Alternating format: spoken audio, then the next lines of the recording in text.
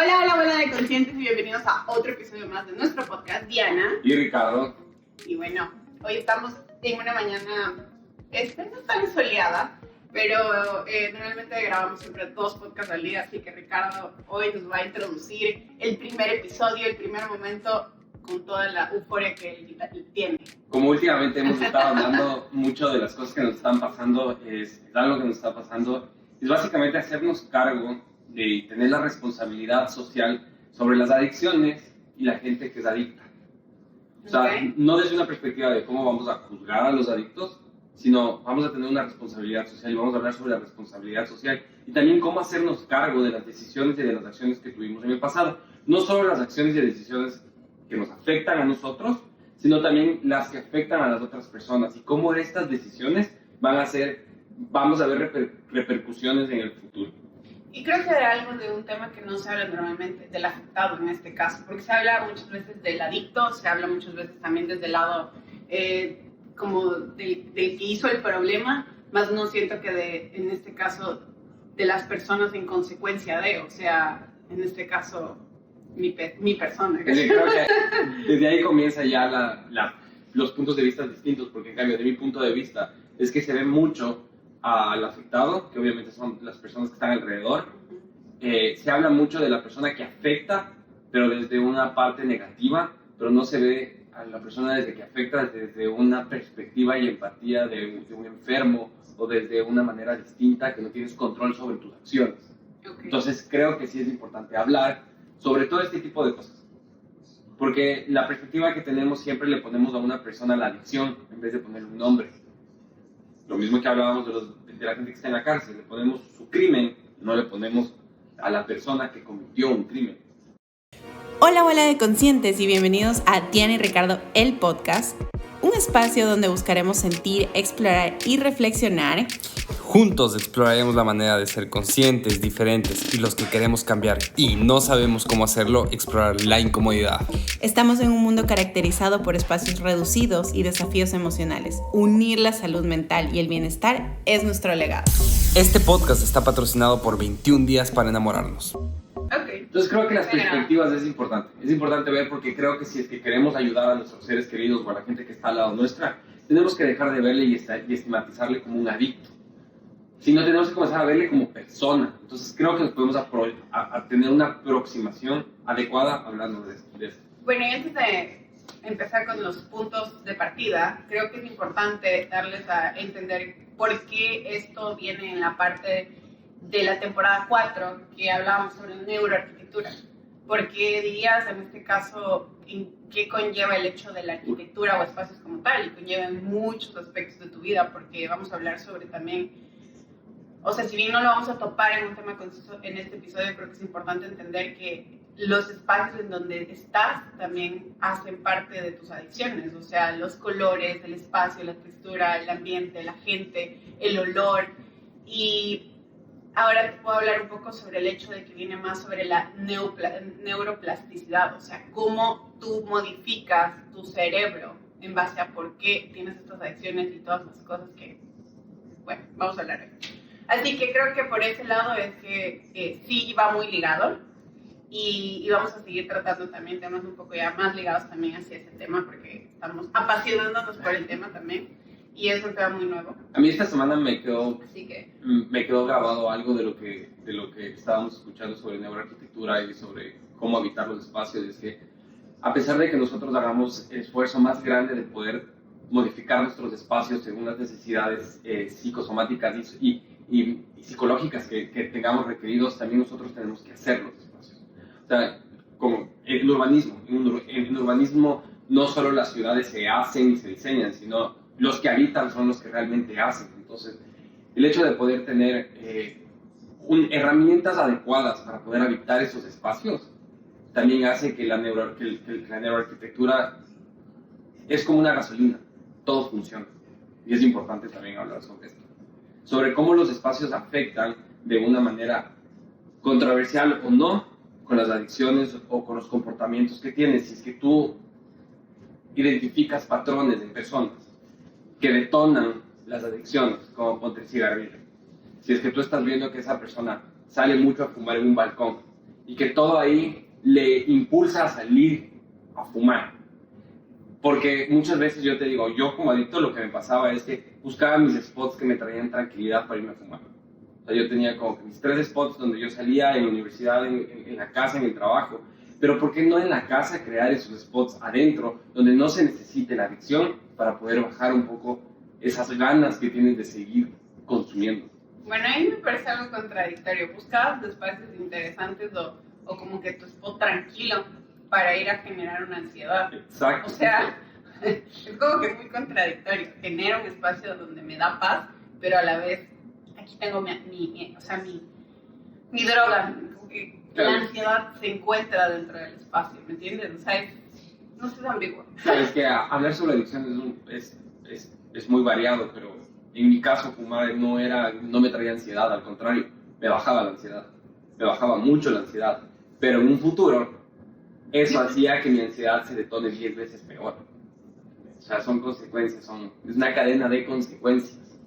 Ok, bueno, introduzcámonos al tema. La verdad es que estoy muy feliz con mi corte de cabello. Bueno, tiene que Estás decir. bonita. Ya, ahora sí, empecemos. Gracias.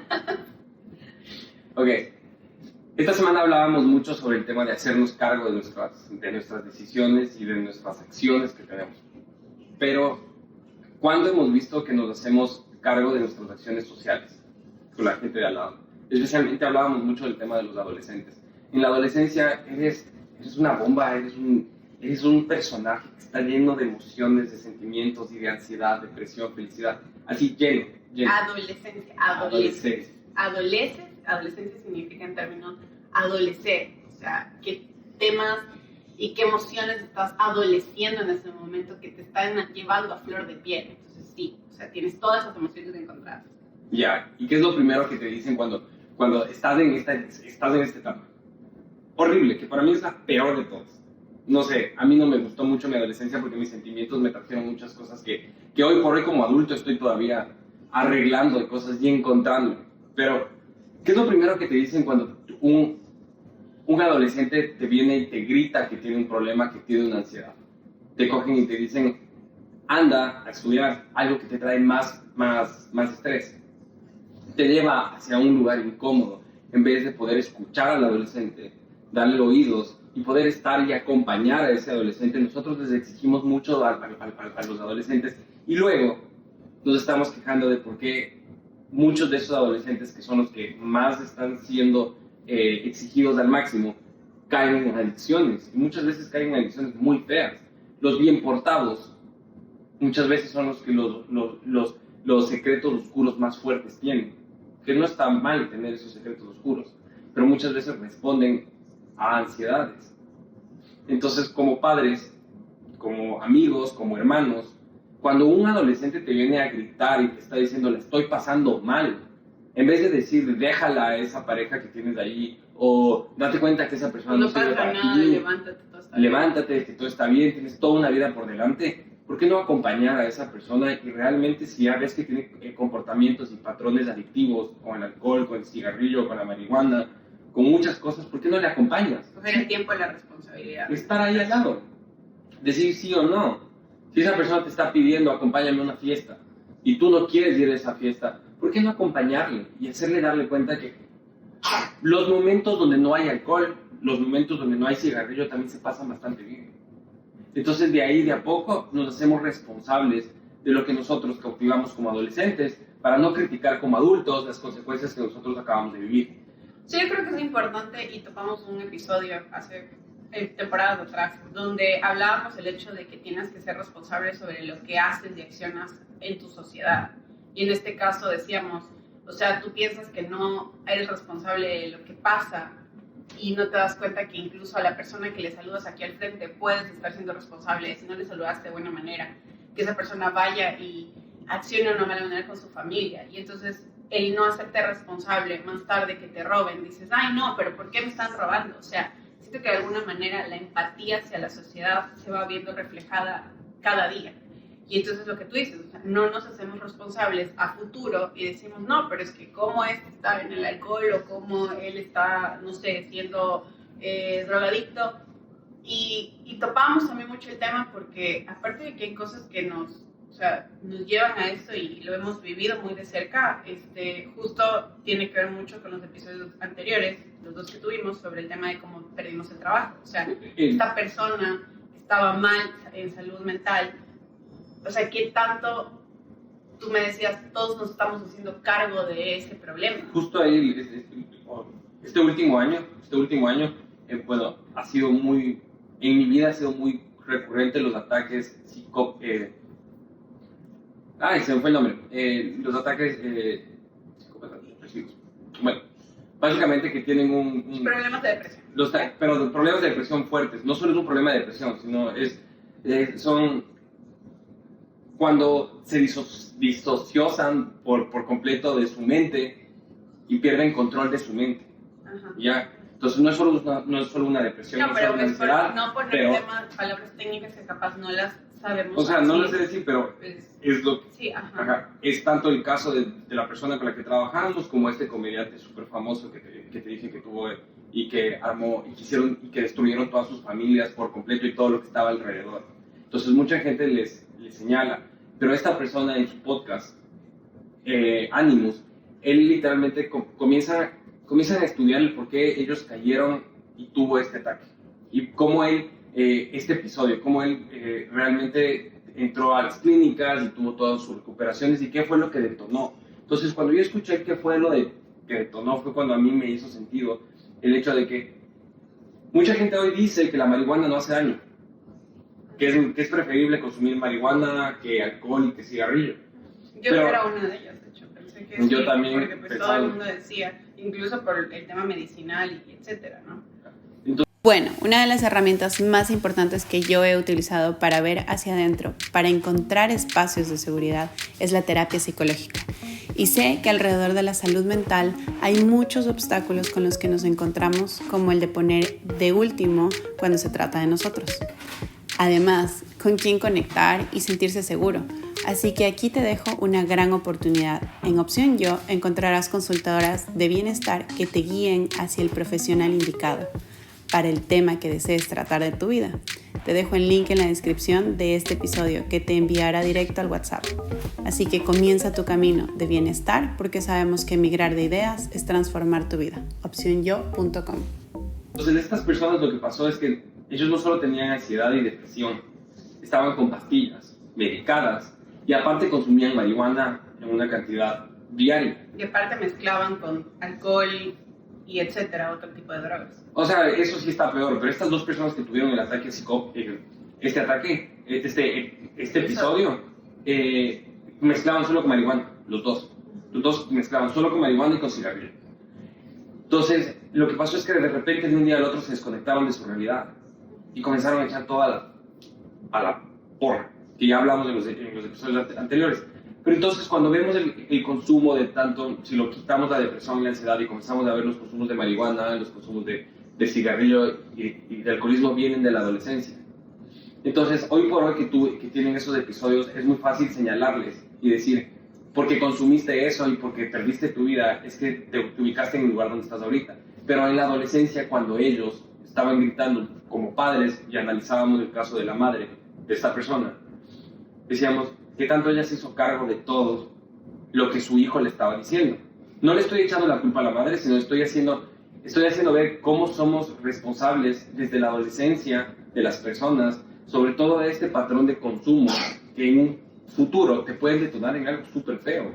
Y no nos hacemos cargo de esas decisiones que tenemos en el momento que un adolescente se acerca a decirte, quiero tomar, quiero fumar, y te dicen, no, es mejor que tomes y que fumes aquí en la casa. Claro, eso para que no no te es pase una afuera. mala responsabilidad, No, es una eso sociedad. no. Pero, o sea, hablábamos de ese lado y también hablábamos del otro lado, de que yo te decía que yo no estoy de acuerdo con que de alguna manera, no sé, lo pongas como en una victimización al 100 o como que lo pongamos como en el tema de él está, o sea, yo entiendo que él está enfermo, yo entiendo que es un proceso duro, pero de alguna manera siento que también se desliga la responsabilidad detrás de, y también la responsabilidad y el egoísmo, no sé, detrás de no pensar en los que tiene alrededor.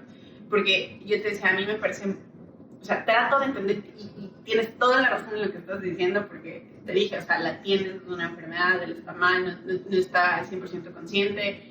Lo hablo desde un lado donde yo también estoy medicada, o sea, y entiendo que no existe también del todo como, a veces, un poder de decisión propio, pero también en algún sentido, así muy ligero, el hecho de ser responsable sobre las personas que están a tu alrededor, sobre el impacto que tienes hacia la gente que está enfrente tuyo. Creo que habla también un poco de dónde estás pensando las situaciones o desde dónde estás tratando de llevar tu vida. O sea, no sé, no me hace conexión ahí, porque en cambio ahí peleo mucho con la situación. Cuando te dije, vi a esta chica siendo madre de 4 niños, sola.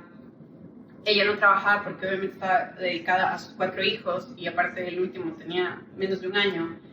Y aquí en este país pues tienen 1 año de maternidad, entonces capaz por eso, no sé si antes trabajaba, no sé, pero bueno, tenía 4 hijos, menos de 15, de 14, menos de 12 años, incluso los 4. Y entonces yo te decía, o sea, al comienzo lo que más me impactó fue el hecho de pensar que la mamá se quedó así, y decía, yo no salí tan mal de la situación, soy la menos afectada. Pero luego en cambio me puse a pensar y dije, como hijo, porque también estuve en ese momento, ¿qué tanto esa persona pensó en nosotros? O sea, porque tú eres responsable de lo que traes. O sea, cuando nadie te pidió nacer. Entonces, este hecho, si me pongo en el plan egoísta, o sea, tú me trajiste al mundo. Entonces, ¿por qué? O sea, no puedes ser responsable sobre lo que hiciste. Trajiste un niño al mundo, pues ahora se supone que cuando tú eres padre, al menos mi significado de ser padre es, cuando yo soy padre, empiezo a entender el lado poco egoísta del mundo. O sea, yo me empiezo a poner una responsabilidad en mí donde digo, ya estoy siendo parte de un ser humano y estoy siendo parte de algo que va a impactar en bien o en mal a una sociedad. Y puedo seguir con significados que para mí es hacerte responsable y cargo de tener un hijo. Yo sé, y yo te entiendo, y como te dije, yo nunca, cuando planteé este tema, nunca dije que tú no, o sea, como que las víctimas no tienen la razón, al contrario, tienen toda la razón del mundo y tienen todo el derecho de sentirse como se sienten. Pero por mucho tiempo se ha visto la perspectiva solo de la víctima y no han habido cambios. Entonces, si es que tú te pones no solo de la perspectiva de la víctima, que no ha causado cambios, sino te pones de la perspectiva y de la empatía de los que están generando este tipo de actitudes o este tipo de cosas, puedes analizar el por qué pasan este tipo de cosas y cómo nosotros como sociedad podemos hacer algo para que evitar en futuras generaciones este tipo de comportamientos y este tipo de episodios que están destruyendo familias. Porque indudablemente, si es que no se para esta cadena, las víctimas van a seguir apareciendo, y peor si es que es en una misma familia, porque hemos visto que los patrones de depresión y de ansiedad no solo son provocados, sino son genéticos. Por genética tenemos. Entonces, ¿cómo podemos hacernos cargo nosotros, hoy por hoy, en nuestras familias, para que no existan este tipo de episodios? Las víctimas están bien. Es una condición. Y era lo que hablaba con mi terapeuta. O sea, me dice, si bien puede ser genético o hereditario, como acabas de decir, también es una condición de vida. Es como que una persona venga sin un brazo a la vida. Es una condición que tiene, más no define el hecho de que él no vaya a funcionar o no vaya a poder hacer algo de su vida. Totalmente. De hecho, al contrario, puede significar una oportunidad para hacer cosas mejores que uno que tenga un brazo. Es lo mismo, o sea, yo tengo una condición de depresión o vengo con herencias de ese tema, pero también depende de mí qué tanto yo quiero llevar esa condición de una manera positiva y que me aporte de alguna manera a mi vida. Y bueno, sí, obviamente riega a los que me rodean o a los que están enfrente de mí. Estoy totalmente de acuerdo, pero como sociedad hemos combatido la discriminación a la discapacidad. Y hoy por hoy nosotros podemos hablar lo que la discriminación a las discapacidades o a las condiciones distintas ya están trabajadas en la sociedad. Entonces ya no es tan común que le discrimines a una persona que viene sin un brazo. Ya no es tan común. Pero ese mismo trabajo es el que hay que hacer con los problemas de salud mental. Y te hablé de la etiqueta sobre el tema. Exactamente, entonces por eso, pero a la gente le seguimos poniendo esa etiqueta negativa de adictos. Yo te decía sobre el control que un adicto tiene sobre las decisiones que toma todos los días, las decisiones de los sí o los no. Porque mucha gente que señala a un adicto habla desde el privilegio que tiene el control sobre sus decisiones, que nunca se ha dado cuenta que es un privilegio, porque nunca han perdido el control de sus decisiones, que han tenido sus sí y sus no, de hoy sí fumo, hoy no fumo, hoy sí tomo, hoy no tomo.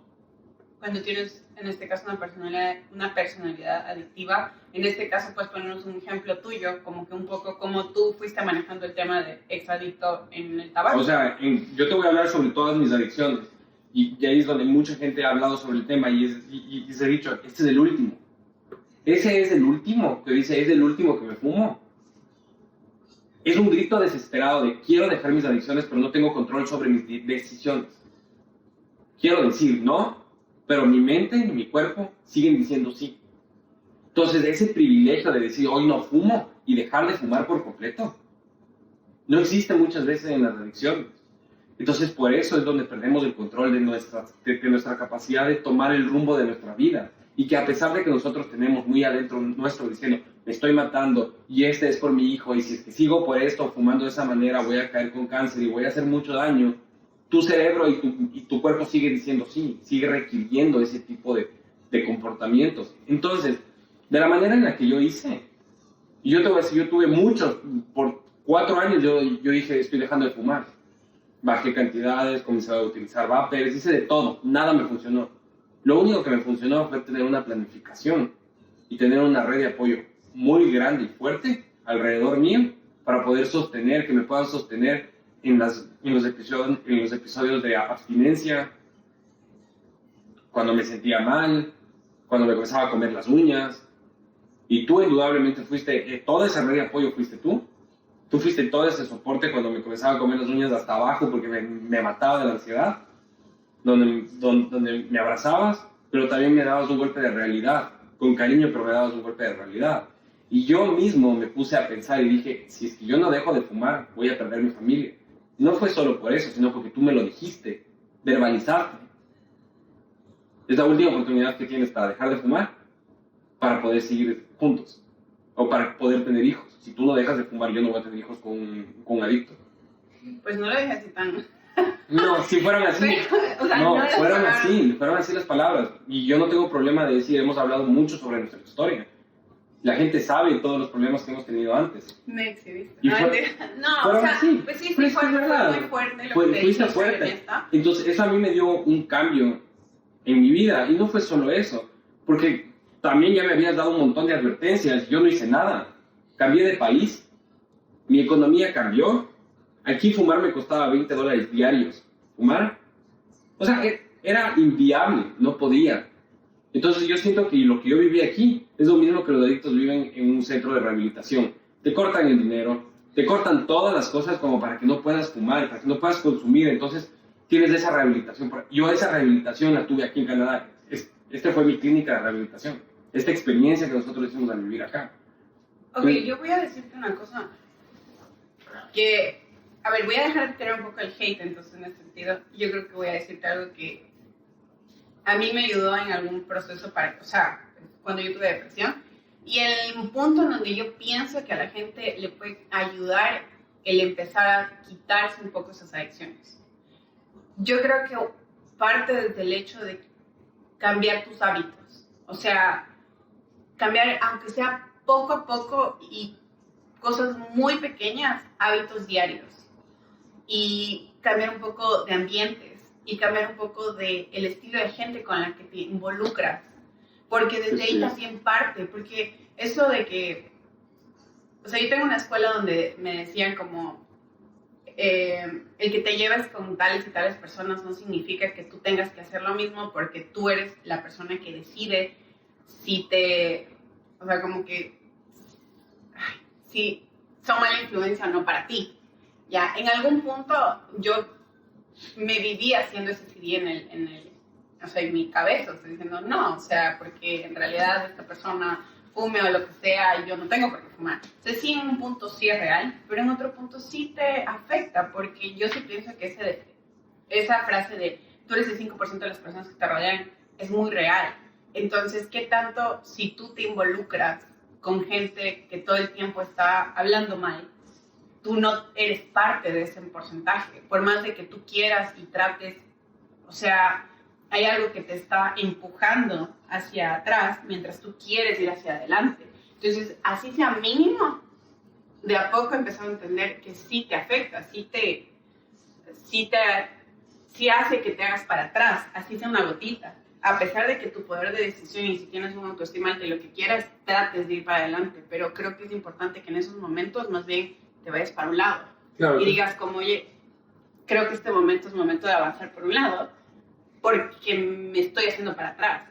Entonces son espacios pequeños donde empiezas a hacer hábitos diferentes, donde empiezas a cambiar un poco tu alimentación. O sea, creo que hay ciertos tips que pueden empezar a servir cuando hay personas que no tienen ni la economía, que es una de las cosas que, resta mucho el poder tratar de rehabilitarte o el poder tratar de entrar a una clínica o el poder, no sé, como que uno a veces se centra en no tengo economía, entonces no voy a poder quitar mis adicciones. Aunque las adicciones vienen del lado donde te quita toda la economía. Porque yo te voy a decir, lo que tú estás diciendo es cuando estás comenzando a tener los patrones de consumo al principio. Cuando tienes esos patrones de consumo al principio donde estás descubriendo que el alcohol te alivia un poco tu ansiedad, estás descubriendo eso, ahí es donde puedes darte cuenta que está pasando algo en ti y puedes cambiar tus comportamientos diarios.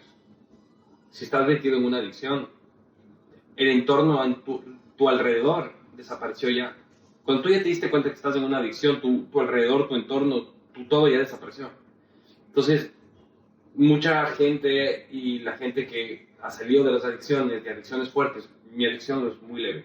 Mi adicción, yo no me meto adentro de las adicciones fuertes porque mi adicción fue el cigarrillo.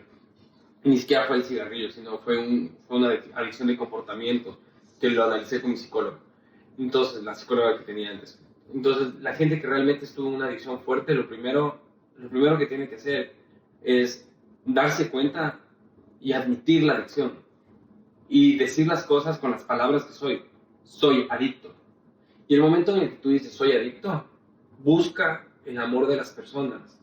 Y si es que tienes la capacidad de darte cuenta de lo que representa la recuperación de una adicción, es hablar con las personas que amas y te aman y explicarles, soy adicto, me quiero rehabilitar, yo sé que les he hecho mucho daño, me quiero rehabilitar y quiero que estén preparados. Si es que me quieren acompañar, quiero que estén preparados a lo que se viene. Porque lo que se viene es fuerte. La rehabilitación de una adicción es muy fuerte, hay muchas recaídas. Hay momentos en los que el adicto va a querer recaer. Va a conseguir el dinero que no tiene para poder consumir. Entonces ahí es donde podemos tomar las decisiones de decir si ayudar o no ayudar para poder hacernos cargo de las decisiones que tenemos en un futuro. El adicto está haciéndose cargo de las decisiones, o está tomando las consecuencias de sus decisiones de seguir en las adicciones o no.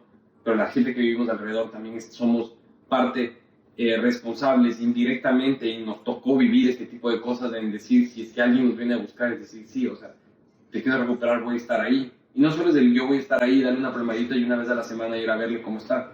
Ahora, hay una cosa muy interesante que yo te dije estos días cuando estábamos hablando de este tema, el tema de la etiqueta.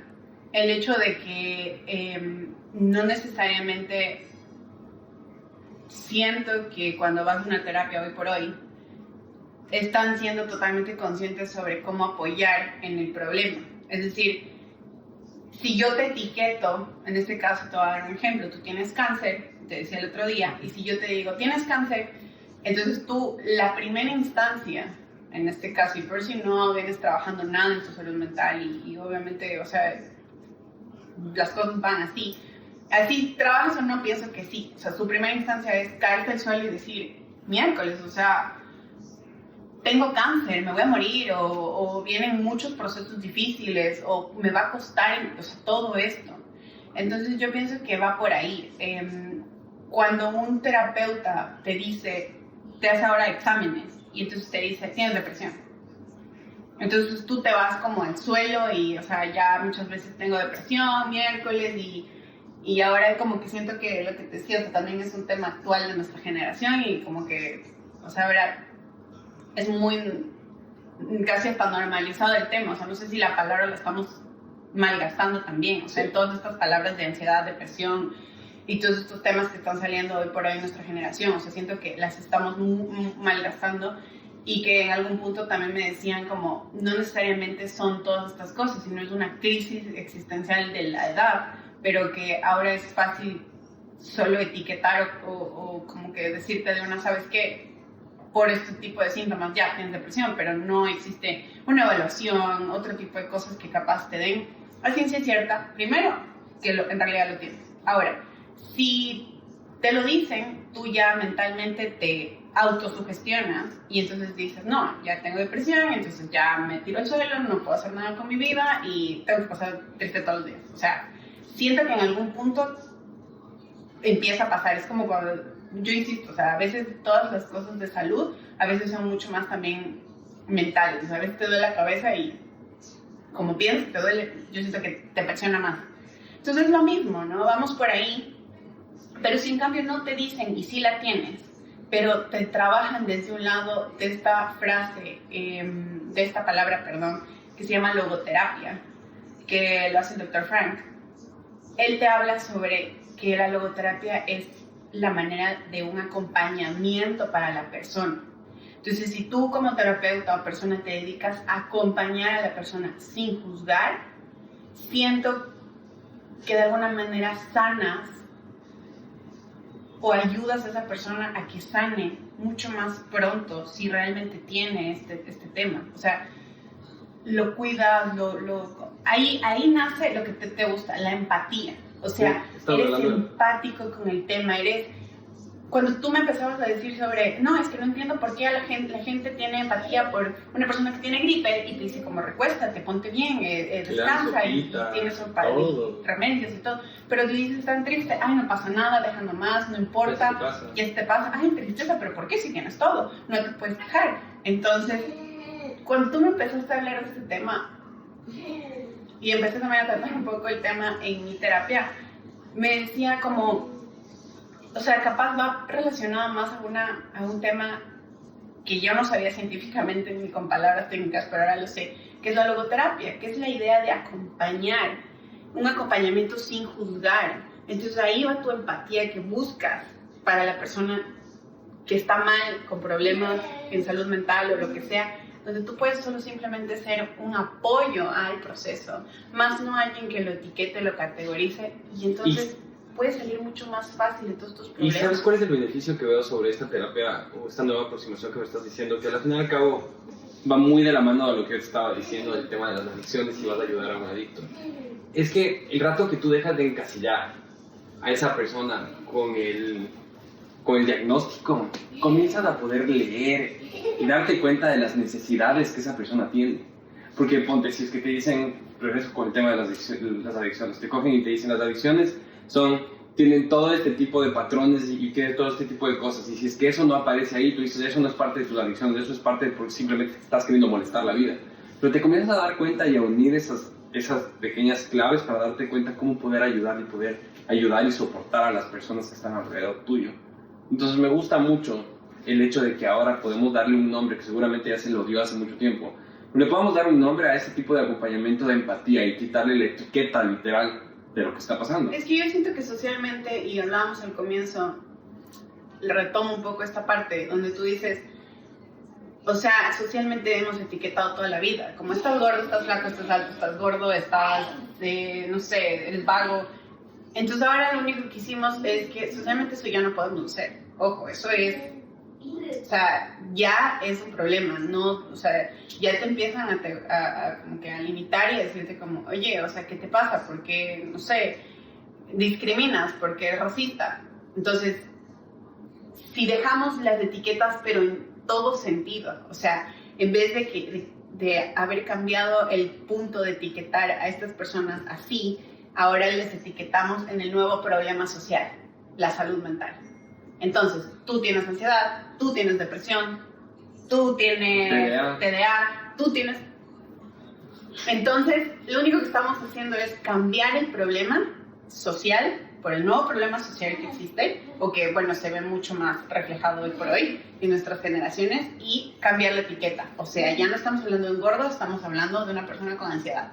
Y entonces estamos igual etiquetando. Pero Entonces, ¿de qué manera más bien soltamos en serio las etiquetas al 100%? Y hay gente que lo hace y pelea con la idea de no me etiquetes. Entonces, pero es chistoso ser cómo congruentes con el tema para poder, o sea, realmente apoyar más bien a que todo esto vaya funcionando de una manera bastante neutral, que aporte a todos. Y es chistoso como ahora la gente y los individuos tratan, hasta buscan tener un diagnóstico positivo de algo para poder darle concordancia y razón a lo que están sintiendo. O sea, se están sintiendo mal, se están sintiendo un poco tristes, se están sintiendo un poco desconcentrados y comienzan a hacerse exámenes de TDA, comienzan a hacerse exámenes de depresión, comienzan a hacerse exámenes de ansiedad. O sea, comienzan a hacerse exámenes para que en algún momento algún internet, algún psicólogo, algo les diga, sí, tienes ansiedad.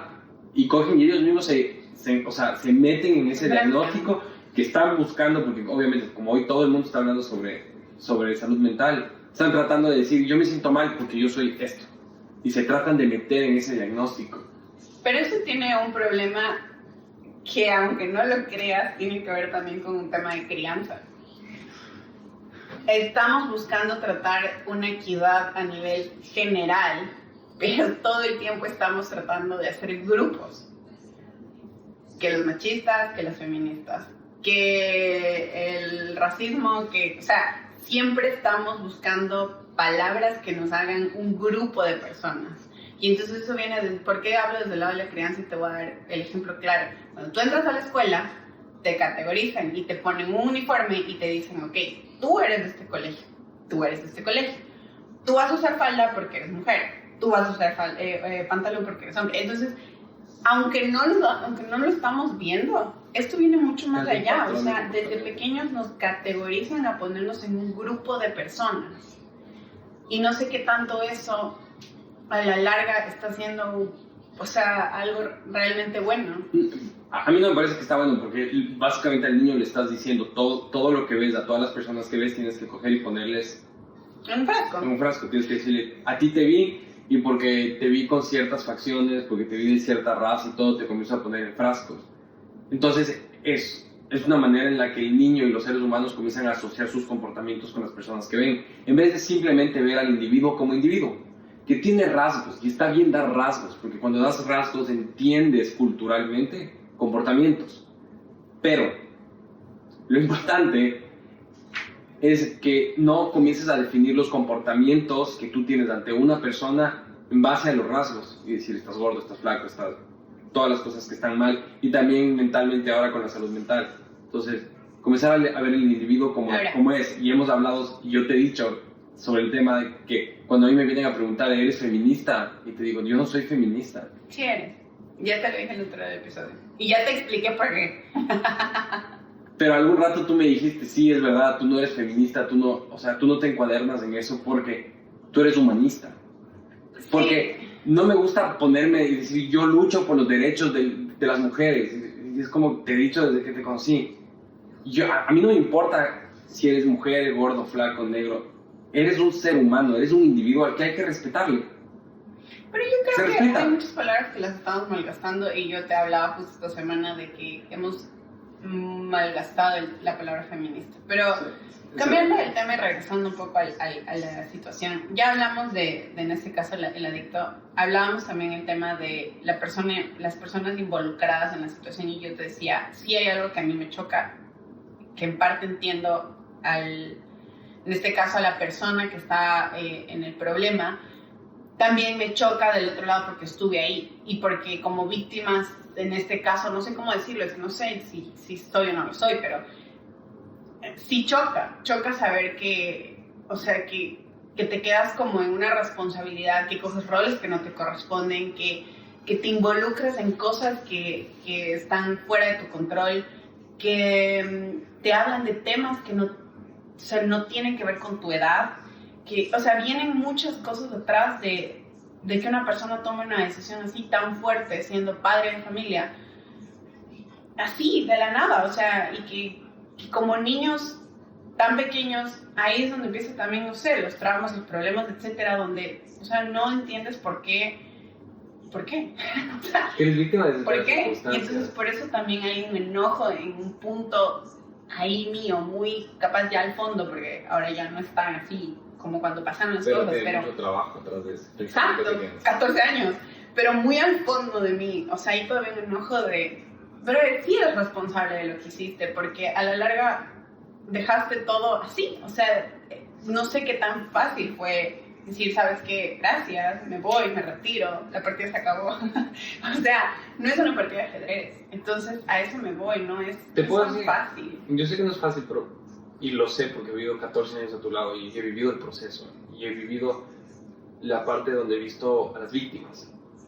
He visto las consecuencias de las decisiones que tomaron las personas en las víctimas, en las personas que salieron salpicadas por las decisiones que tomó esa persona, y no solo en ti. He visto en toda tu familia y he visto también en partes de mi familia y en partes de la sociedad el dolor y el sufrimiento que es no poder encontrar una salud y un equilibrio mental después de ese tipo de decisiones, y aparte te pone y te provoca, te pone en situaciones incomodísimas, como la que dices, te toca ser padre, o te toca hacerte cargo de tus hermanos, o te toca hacerte cargo económicamente a una edad en la que tú deberías estar viviendo tu adolescencia en paz, descubriéndote. Sí. Pero muchas veces me he encontrado y he visto como que dices, yo soy víctima de las decisiones que tomó esta persona.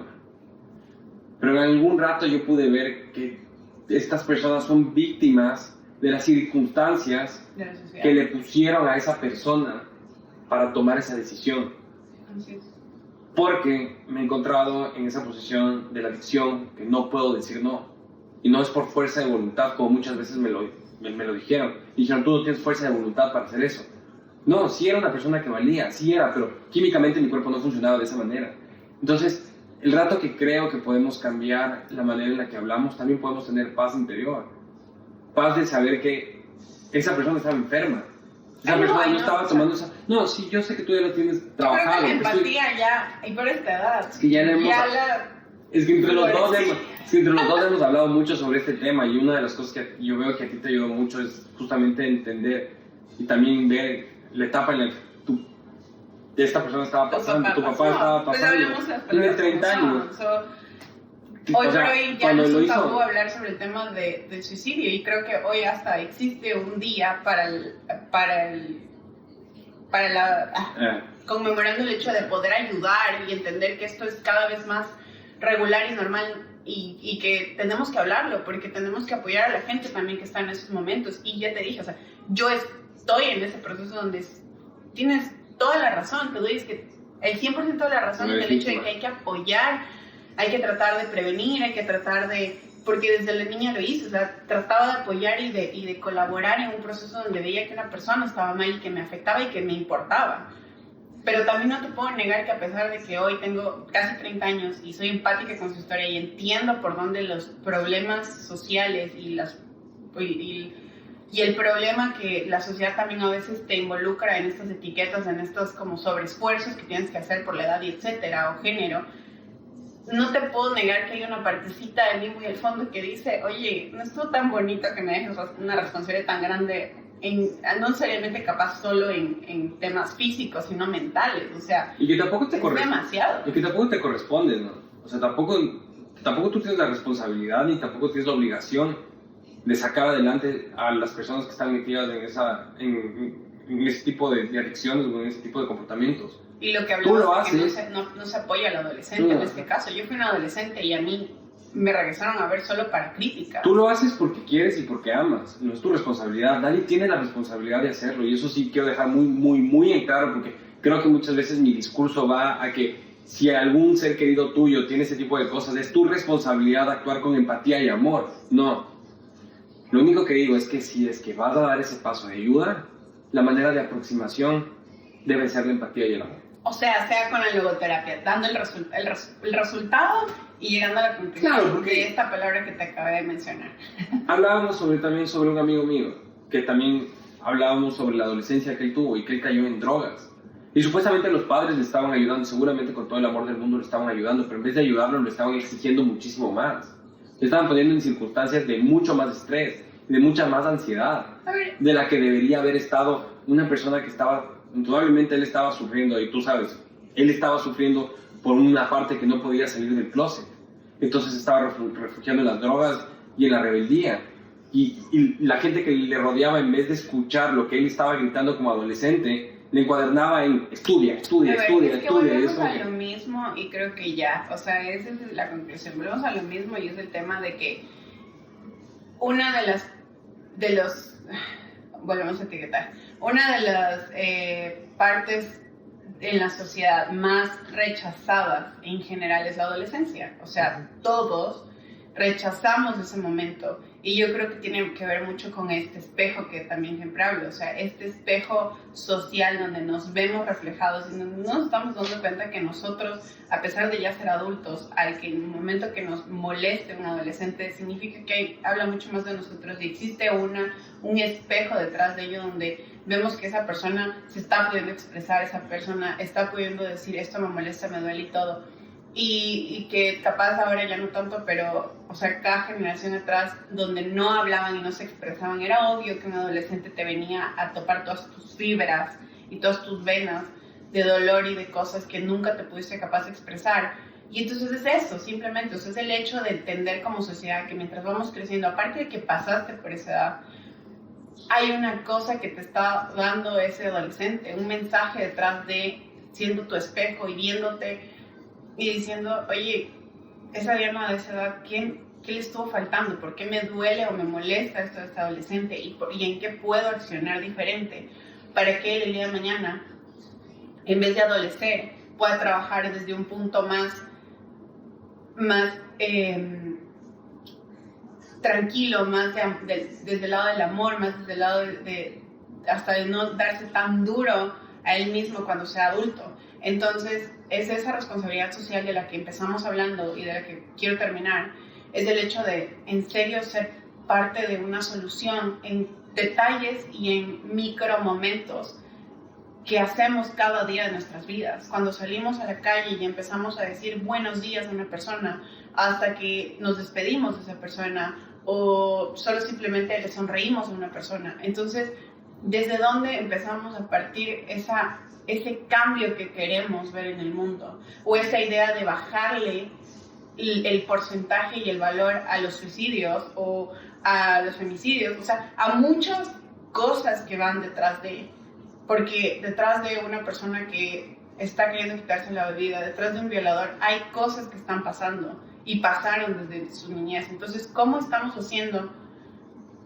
pequeños microsegundos y detalles cada día de nuestras vidas para que esa persona del frente no sea la persona que más adelante asalte o haga un problema social que no solo no te afecte, porque puede que ese día no te afectó, no te salgas salpicado nunca en la corta vida que tienes, pero puede que sí, y no tienes que esperar a que sí, porque si estamos luchando todos porque exista menos de todo esto, entonces viene desde nuestro accionar diario. Y con eso yo creo que me quedo. Pues suficiente, es que te por mejor cierre. Gracias con todos. La verdad es que me gustó el episodio. Lo hemos conversado toda la semana porque hemos visto y hemos sido afectados sobre estos temas. Y fue un tema en el que no teníamos planificado hablar, pero ayer fue tenemos que hablarlo acá y hemos tratado cosas nuevas. Y te agradezco mucho de nuevo por un episodio más. Síganos en todas nuestras redes sociales, por favor. Vayan y pónganle TikTok, YouTube y Instagram y todo. Gracias, esto es todo por hoy. Yo soy Diana. Yo soy Ricardo. Bye. Chao. Posiblemente este podcast lo estés escuchando en un tiempo que te diste para ti o te encuentres con tu familia. Estar conscientes de que las personas que se encuentran en tu hogar merecen saber que lo que pasa en la vida es una oportunidad de crear relaciones y momentos extraordinarios es fundamental. El miedo es el potencial que permite crear una experiencia como estilo de vida saludable. Familias conscientes. Familias creadas con amor.